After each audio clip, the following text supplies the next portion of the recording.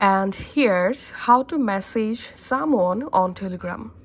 So if you're new on Telegram and you want to add someone in your Telegram and you want to message with the account, follow these easy steps. Open your Telegram app, and now first of all we have to add the account. So in this left-hand menu, tap on this hamburger menu icon, and here tap on contacts. Tap on continue, tap on allow access, and here you will find all of your phone contacts Telegram account.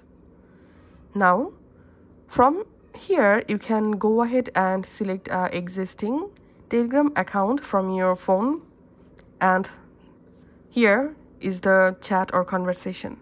Now you can write a message to the account just like so. And now to add someone using their phone number in your Telegram, tap on this add new contact option, and write here the account first name and last name.